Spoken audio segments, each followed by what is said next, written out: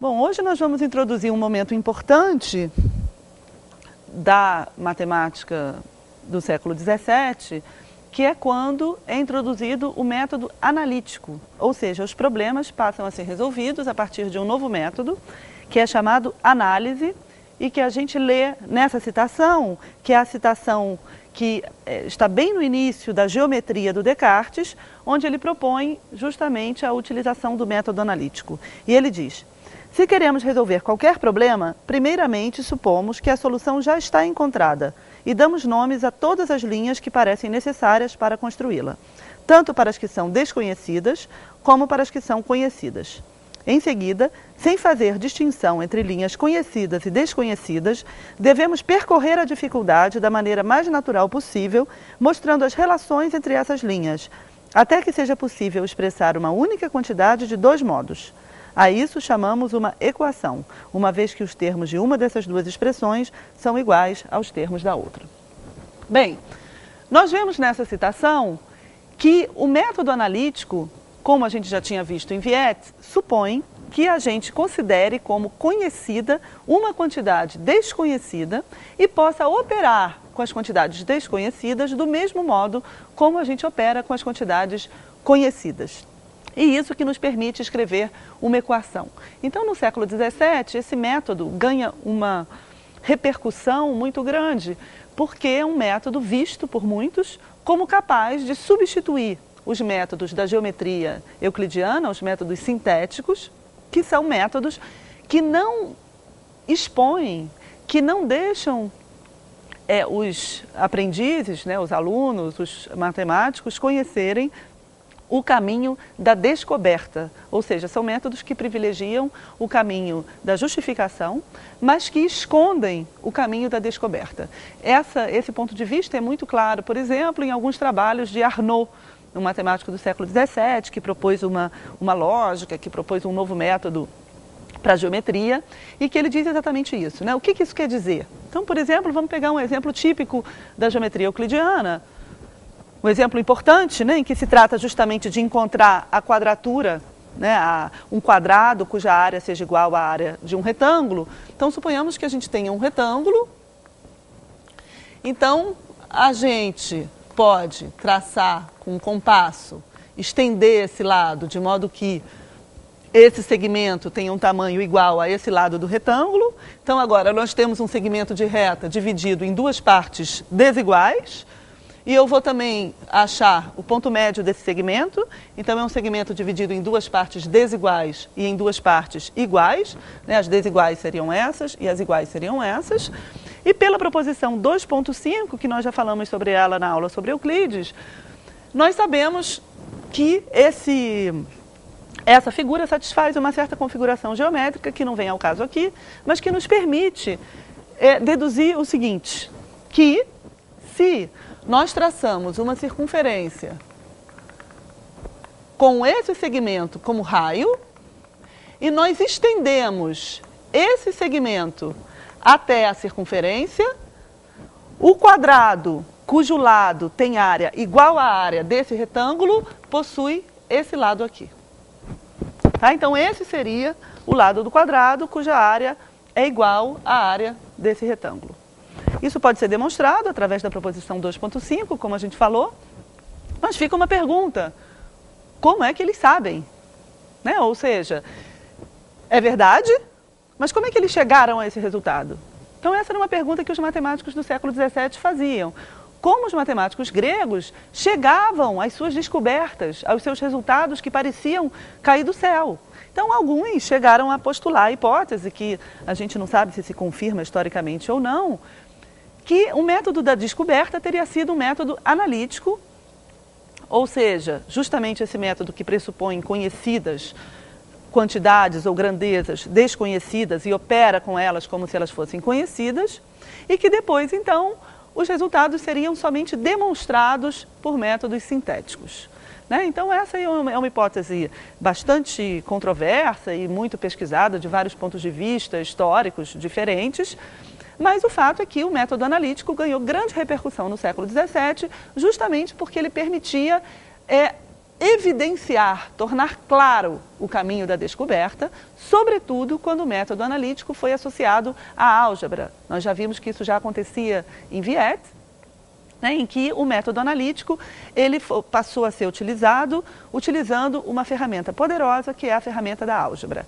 Né, e é justamente nesse caminho que se insere Descartes, né, então para mostrar também que não foi o gênio de Descartes, de modo isolado, que propôs esse novo caminho para a geometria, mas o Descartes se insere em uma tendência, em uma época, em uma rede de matemáticos que já seguiam esse caminho e que já discutiam sobre a importância desse método, mas é verdade que Descartes propôs uma sistematização nova de diversos métodos de construção pela via analítica que estavam presentes na sua época. Então a gente vai ver aqui alguns exemplos desses métodos de Descartes, mostrando como eles transformaram a geometria. Então, um primeiro passo para mostrar isso é observar como Descartes propôs uma compreensão da multiplicação de dois segmentos de reta que permitiu ultrapassar um tabu da geometria euclidiana, quase, que é a homogeneidade das grandezas. O que significa isso? Se eu tenho dois segmentos de reta, para os padrões da geometria, o produto entre eles deve ser um retângulo. E eu não posso operar com grandezas que não sejam homogêneas, ou seja, eu só opero segmentos com segmentos, áreas com áreas, volumes com volumes. Isso é o critério da homogeneidade das grandezas. Então, segundo esse critério, o produto de dois segmentos de reta deve ser necessariamente um retângulo, uma área, né? Ou um paralelogramo, enfim, uma área. Né? O importante é que seja uma área. E o Descartes vai propor uma nova maneira de se conceber o produto de dois segmentos de reta que permite ultrapassar, então, esse tabu da homogeneidade das grandezas. Então, suponhamos que eu tenho aqui dois segmentos de reta, que eu vou chamar de AC e BD, mas, na verdade, o Descartes vai fazer o seguinte, ele coloca esse segmento de reta aqui. Né? Então, essa extremidade de ambos os segmentos seria o ponto B. E aí ele marca aqui um ponto, que ele chama de A, e diz que esse segmento AB é a unidade, ele vale 1. Né? Então essa daqui seria a minha unidade. E depois ele faz o seguinte, eu ligo A com C, estendo o segmento C até um certo ponto, né? Não importa aqui qual o ponto, importa que, ou melhor, eu aqui vou estender o segmento C até o segmento D, não importa assim qual o ponto. Então eu traço depois uma paralela ao segmento de reta AC, ligando o ponto D à extensão do segmento de reta BC. E marco aqui um ponto E. Fazendo isso, eu posso enunciar a seguinte propriedade. Né? Nós sabemos que BC está para BE, assim como AB está para BD. Logo, BE vai ser igual a BC vezes BD sobre AB. Mas como AB é 1, isso é igual a BC vezes BD. Ou seja, o segmento de reta BE, notem que agora BE é um segmento de reta, é igual ao produto dos segmentos de reta BC e BD. Então, a partir dessa construção, ou seja, a partir da consideração, da suposição de que AB vale 1, é uma unidade de medida, eu posso conceber o segmento de reta BE como produto de dois segmentos de reta. Tá? E agora, o produto de dois segmentos de reta é um segmento de reta. Né? Isso parece um pouco óbvio, né? Eu estou dando essa ênfase numa coisa que vocês podem estar achando que é evidente, mas não era. Né? Não era evidente justamente porque o produto de dois segmentos de reta não podia ser concebido como um segmento de reta. E o que fica claro nesse exemplo é que, para que essa passagem possa ser feita, possa se dar, é preciso que um dos segmentos de reta, que no caso é AB, mas poderia ser outro, seja considerado como tendo um valor fixo e que seja a unidade de medida. Tá? Então é essa operação que permite ultrapassar a homogeneidade das grandezas. Em seguida, o Descartes, na verdade, propõe todas as operações, né, que a gente compreenda todas as operações aritméticas de modo geométrico. Então aqui, só para dar um exemplo, se BD e BC tivessem o mesmo comprimento, né, isso daqui, BE, seria, na verdade, o quadrado de BC. Né? Então, suponhamos que se BC fosse igual a BD, então BE seria igual a BC ao quadrado.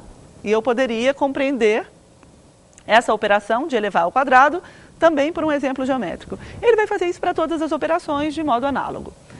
O próximo passo vai ser construir geometricamente as raízes de uma equação do segundo grau. Né? Então, eu divido as equações em vários tipos. Na verdade, essa subdivisão em tipos, ela se dá porque eu ainda não concebia coeficientes negativos. Tá? Os números negativos, depois a gente vai ter uma aula sobre isso, né? Mas os números negativos já apareciam nos exemplos, mas eles não eram considerados números propriamente ditos, então eu não podia escrever uma equação dessa forma. Né, uma equação como uma equação geral. Eu tinha que tratar casos particulares das equações. Então, por exemplo, Descartes vai propor, para cada tipo de equação, a gente vai ver o exemplo para esse, mas para os outros é análogo, uma construção geométrica que nos permita enxergar geometricamente a solução da equação. Tá? Então, o tempo todo o que a gente está vendo aqui é esse paralelismo entre uma equação ou uma operação aritmética, ou seja, entre um dado algébrico e uma construção geométrica correspondente. Tá? Isso vai caracterizar exatamente a transformação da geometria que está sendo operada nessa época de Descartes e que vai dar origem à geometria analítica, né? Aquilo que a gente conhece como geometria analítica, que é justamente uma maneira de trabalhar os problemas geométricos usando a álgebra. Né, usando a ferramenta analítica, mas pela via algébrica. Bom, então, como é que ele constrói a solução? Né? Ele quer construir a solução Z dessa equação geometricamente. Então, como é que ele vai fazer? Primeiro, ele constrói um triângulo chamado NLM, tal que LM seja igual a B e NL seja igual a A sobre 2. E aí o Descartes vai dizer o seguinte, que se eu prolongo esse segmento de reta até um ponto O, tal que NO também vale A sobre 2, então OM é a solução da equação. OM é Z. Então ele faz essa construção afirmando que Z é o segmento OM. Bom, em seguida é preciso demonstrar, né, ao modo da geometria euclidiana. A gente está vendo aqui que é um tipo de raciocínio bastante geométrico. Bom, para demonstrar isso, ele vai fazer o seguinte. Eu traço uma circunferência aqui. Eu traço uma circunferência. Como eu sei que a distância entre ON e NL é igual a A sobre 2, eu traço uma circunferência de raio A sobre 2. Essa circunferência intercepta esse ponto, mas ela vem por aqui e intercepta um ponto qualquer aqui entre N e M, tá? Que é um ponto que eu vou chamar de P. Eu sei que isso daqui também vale A sobre 2. Tá? Bom, em seguida, ele vai utilizar o seguinte resultado. Eu tenho aqui um triângulo .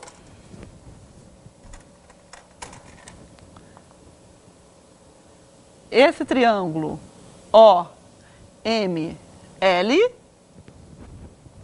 vai ser semelhante ao triângulo PLM.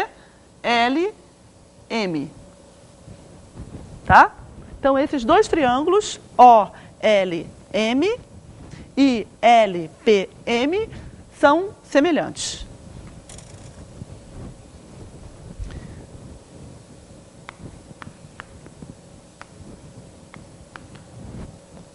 OLM é semelhante ao triângulo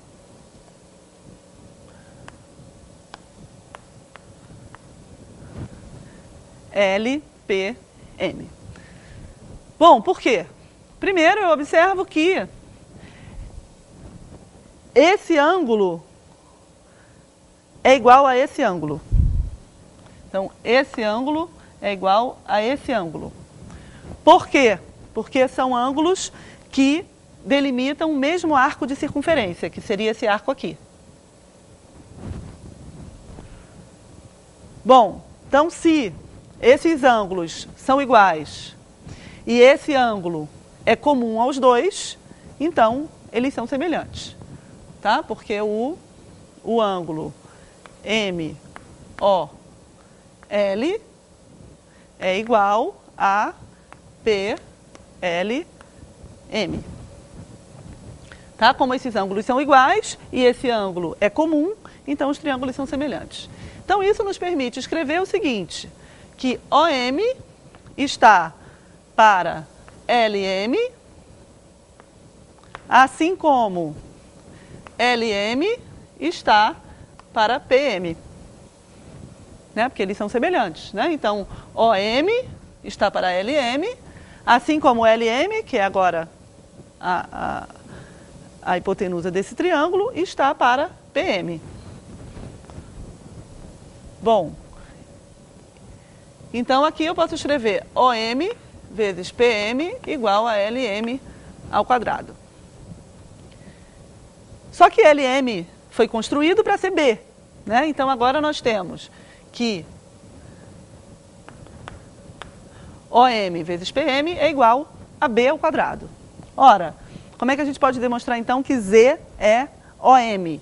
Basta observar que se eu faço Z igual a OM, então PM vai ser igual a, isso daqui é A sobre 2, isso é A sobre 2, né? Então seria Z menos A. Então agora substituindo isso aqui, Z vezes Z menos A igual a B ao quadrado, que é exatamente essa equação. Ou seja, nós mostramos que, fazendo essa construção geométrica, OM é o segmento que satisfaz essa equação. Tá? Então, OM seria igual a Z. E isso nos permite construir geometricamente a solução dessa equação do segundo grau. Ele vai fazer isso para todos os tipos de equação do segundo grau, de forma análoga, mas com construções geométricas diferentes. E a gente vai ver como essas construções são importantes para que ele possa propor um novo tipo de geometria, um novo modo de se conceber as construções geométricas. Bom, então nós vamos ver como Descartes propõe a utilização de um sistema de coordenadas na resolução de um problema geométrico, que é um problema clássico, muito famoso na época, chamado problema de Pappus, né, que tinha sido já trabalhado por Pappus de Alexandria. Então o problema é o seguinte, consideremos nessa figura que nós temos 4 retas dadas em posição e em ângulo. Né? Então essas retas são dadas, esses ângulos são dados. Então nós temos a reta AB, que é essa aqui, a reta AD, a reta AE e a reta GH.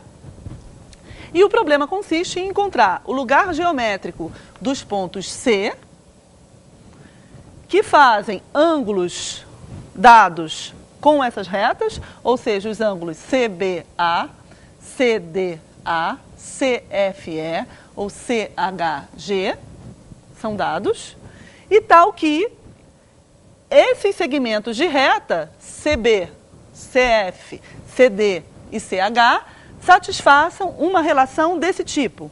Por exemplo, CF vezes CD é igual a uma certa constante, é proporcional, a CH vezes CB.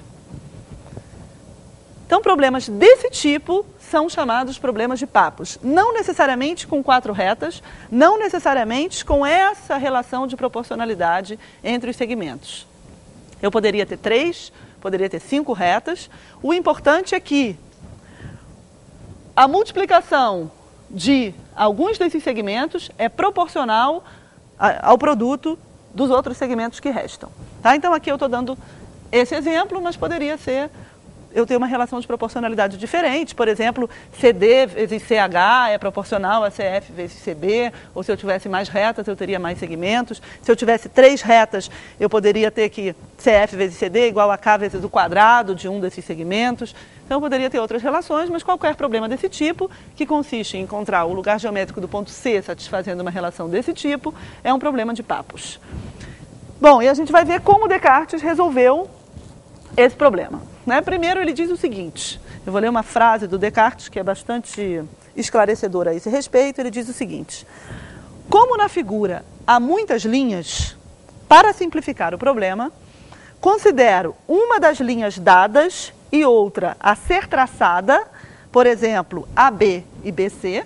Então, uma das linhas dadas e outra a ser traçada, AB e BC, como linhas principais, às quais tentarei referir todas as outras. Chamo o segmento de linha AB entre A e B de X e BC de Y. Então, ele vai chamar esse segmento de X entre A e B e BC de Y. Ora, o que ele está fazendo aqui? Ele está supondo que um segmento desconhecido, BC, é conhecido. E ele vai trabalhar com esse segmento como se ele fosse conhecido, ou seja, como se ele fosse da mesma natureza que AB, que é um segmento conhecido, que é um segmento dado. Essa é a essência do método analítico, que nós descrevemos no início. Bom, então como é que ele vai fazer? Agora eu vou usar as relações de proporcionalidade nessa figura para encontrar relações entre esses segmentos de reta.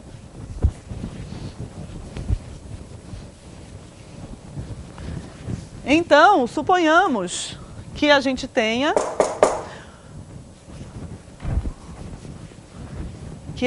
um ponto aqui, que esse ponto seja R. Eu sei quem são esses ângulos, porque eles são dados, então a gente pode escrever AB está para BR, assim como Z está para B, que são duas constantes quaisquer. Bom, a partir daqui, eu sei que BR vai ser igual a BX sobre Z, né? Porque eu sei que AB é X, pela suposição que ele faz no início. Bom, agora nós sabemos que CR, pela figura, se B está entre C e R, como na figura, CR vai ser igual a CB mais BR, que vai ser igual a Y mais BX sobre Z. Então, esse segmento CR é Y mais BX sobre Z. E agora eu vou usar isso para encontrar quem é CD, porque, de novo, esse triângulo CDR tem os ângulos dados. Então, eu posso escrever CD sobre CR como sendo uma constante, que eu posso supor que é a mesma constante Z, porque isso aqui é um número qualquer, eu posso supor que é a mesma constante Z, sobre uma outra constante C. Como ser uma constante qualquer, eu posso supor que é CZ. Então, agora a gente pode escrever que CD vai ser igual a Z, CR sobre C, que é igual a Z vezes... Aqui, na verdade, isso não importa muito, mas para ficar como está no livro, eu vou trocar, tá? Vou escrever que é C sobre Z. Então, CD vai ser igual a C vezes CR sobre Z, que é igual a C vezes YZ mais BX sobre Z, isso tudo sobre Z. Então, isso daqui vai ser igual a CYZ mais CBX sobre Z ao quadrado. Então, nós encontramos agora quem é o segmento CD. Nós já sabemos quem é o segmento CB, porque o segmento CB é Y, pela hipótese inicial. Então, se nós queremos escrever essa relação pelo método analítico em coordenadas algébricas, resta determinar quem é CF e CH. Ele vai usar um raciocínio do mesmo tipo, usando esses triângulos, a semelhança entre esses triângulos, desculpe, a semelhança não, as relações de proporcionalidade nesses triângulos, para escrever CF e CH. Então, CF vai ser algo desse tipo e CH vai ser algo desse tipo, onde todas essas letras D, E, F, G, K, L e Z são constantes.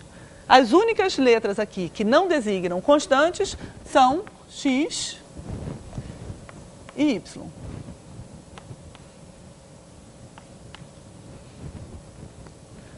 Bom, fazendo isso, ele pode escrever agora essa relação em aquilo que a gente passa a chamar, nesse momento, de coordenadas. Então, o que ele escreve?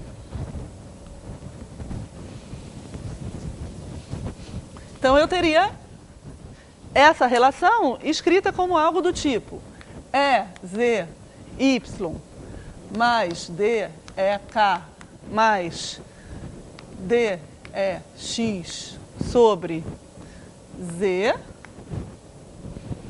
vezes CD, que a gente tem aqui, CYZ mais CBX sobre Z ao quadrado, igual a K vezes CH, que é GZY mais FGL menos FGX sobre Z vezes CB, que é Y. E o que o Descartes vai dizer agora é o seguinte, é que para cada valor que eu fixo da variável x ou y, isso me permite escrever uma equação do segundo grau na outra variável. Se nós fizermos esses produtos aqui, a gente vai ver que a gente vai ter termos de segundo grau, né, que multiplica x por x, x por y ou y por y. E o que o Descartes diz é, eu fixo agora valores constantes para uma dessas variáveis, ou x ou y. Quando eu fixo valores constantes, eu vou ter uma equação do segundo grau na outra variável. E essa equação do segundo grau na outra variável pode ser resolvida pelo método geométrico que ele tinha descrito, para encontrar soluções geométricas para equações do segundo grau. Então, o Descartes vai afirmar o seguinte, que as técnicas, os métodos de construção que devem ser admitidos em geometria devem ser expandidos, ou seja, eu não admito mais somente construções com régua e compasso, eu devo admitir construções por técnicas desse tipo, que são técnicas que envolvem curvas de um grau qualquer, né? São curvas polinomiais, né? São funções polinomiais. Eu estou fazendo um abuso de linguagem aqui, de usar a palavra função, não posso usar função nessa época, porque ela não tem esse sentido, mas são curvas, né? São equações polinomiais que me permitem construir soluções para problemas geométricos. Então, os métodos de construção da geometria, admitidos como válidos, têm que ultrapassar os limites euclidianos e têm que englobar, por que não, todos os métodos que podem ser reduzidos à construção de soluções de equações desse tipo, que podem ter grau 2 ou podem ter grau maior. Então, assim, o Descartes está propondo que a geometria ganha um novo sentido ainda muito próximo da construção, né, dessa ideia de construção, ou seja, de que as soluções de um problema geométrico devem ser construídos, mas o tipo de construção que ele está propondo que seja admitida como válida ultrapassa os instrumentos euclidianos e deve poder incluir essas curvas, né, ou seja, essas equações. Bom, com isso ele faz inclusive uma classificação dos problemas geométricos, segundo grau das equações. A gente viu aqui um exemplo em que a construção passa pela solução de equações quadráticas, né, de equações do segundo grau, mas isso pode ser feito para um grau qualquer.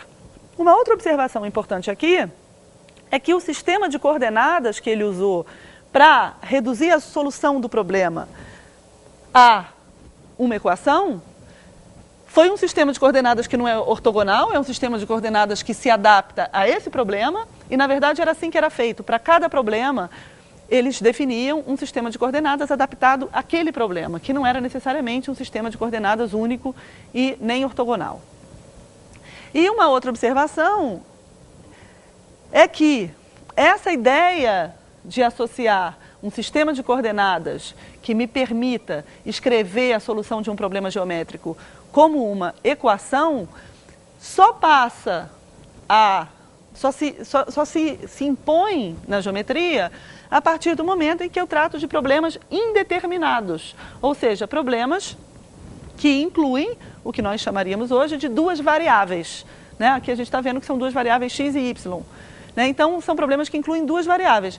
Antes de Descartes, na verdade, Viet, por exemplo, tinha todas as ferramentas. Ele já tinha essa associação entre grandezas geométricas e quantidades algébricas que poderia servir para um tratamento de problemas geométricos com coordenadas.